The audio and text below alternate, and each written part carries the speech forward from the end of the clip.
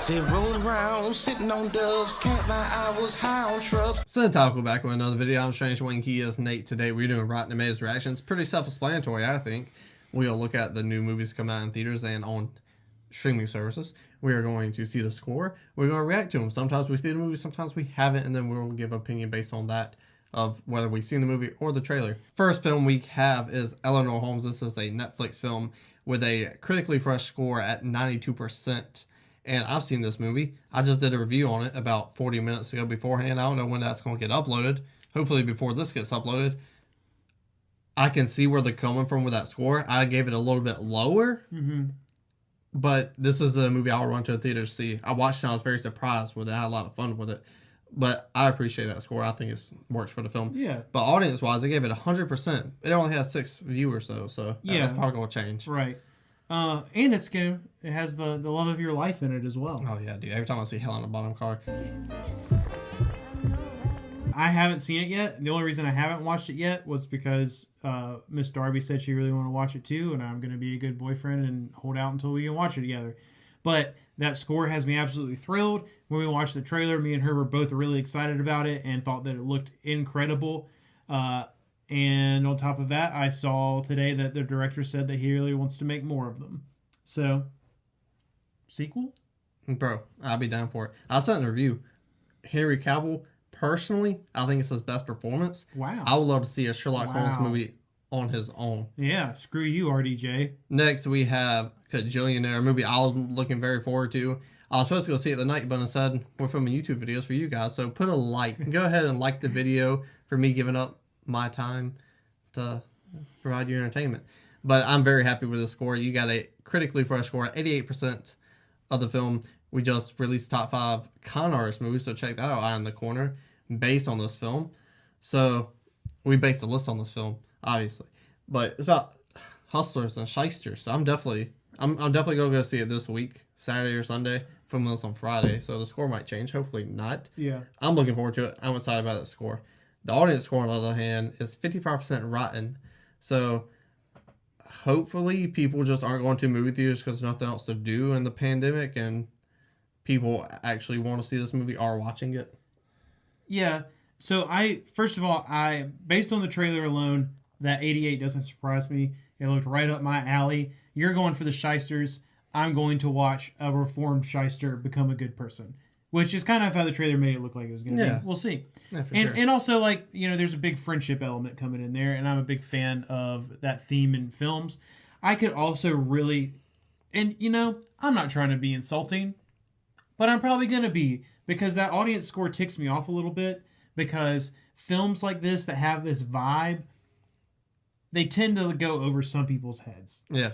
And with a title like Cajillionaire, I could easily see some people watching this thinking it was going to be like something more fun. Yeah, I mean, you look at the poster, you know? And, you get that vibe from the poster. And, you know, like, if it's not for you, it's not for you. But I also feel like people went to see this movie that were not its target audience, and they didn't get it.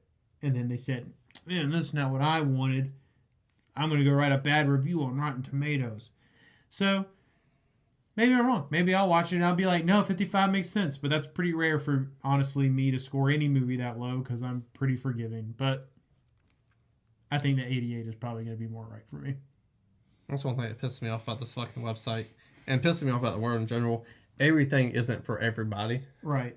And people don't understand that. Right. Because somehow going down the way, somebody was like, this has to be for everyone. Right. And things aren't like that. Yeah. I don't expect everyone to love Lil Wayne as much as I do. Right.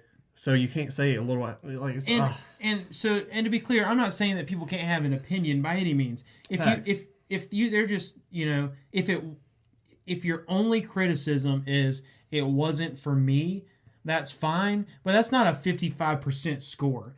Like, you still have to consider the performance, the cinematography, the story, the script. There are so many other things that go into film, and that's the part that bothers me, is when I feel like people just said, this isn't for me, this isn't what I wanted, so I'm going to give it a bad review. Yeah. And when really you should say is, I didn't like that movie that much, it wasn't for me.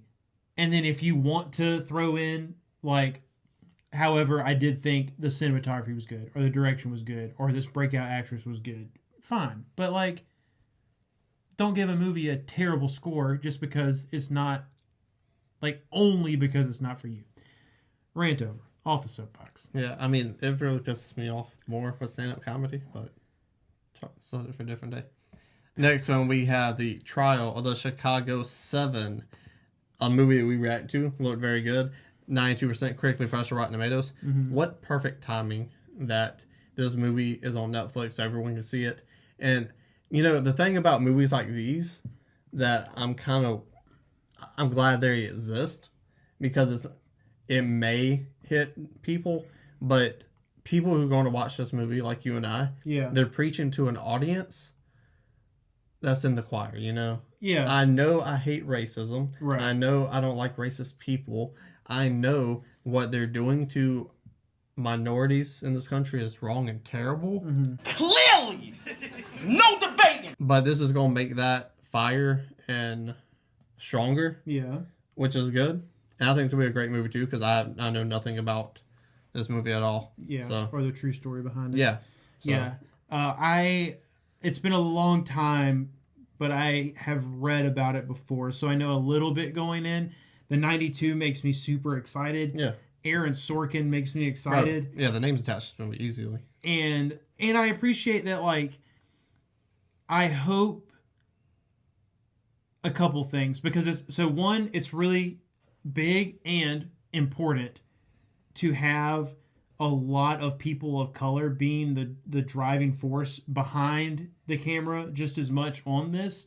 But it is also nice to know that, like, you know, there are other white people who are trying to use whatever voice we have without having the understanding, without having felt those feelings, without having those ancestral backgrounds, without having to deal with what people of color deal with today, to still try to find a way to, like, back them in some way, shape, or form. So I really appreciate Sorkin's involvement in this. The only thing that ever scares me about movies like these is that people will use the emotional fuel of a social climate just to sell a movie and then it not have substance. But then again, that is why I'm glad that Aaron Sorkin is attached, because every movie he does have substance. He really cares about this stuff, and it has a 92% on Rotten Tomatoes. So you keep bringing up Aaron Sorkin, but you look at the actors, you know, like all these names behind the camera, in front of the camera. Yeah. There's no way this movie's going to fail. Yeah, I agree. And to be clear, I just kind of felt like a lot of that just spoke for itself.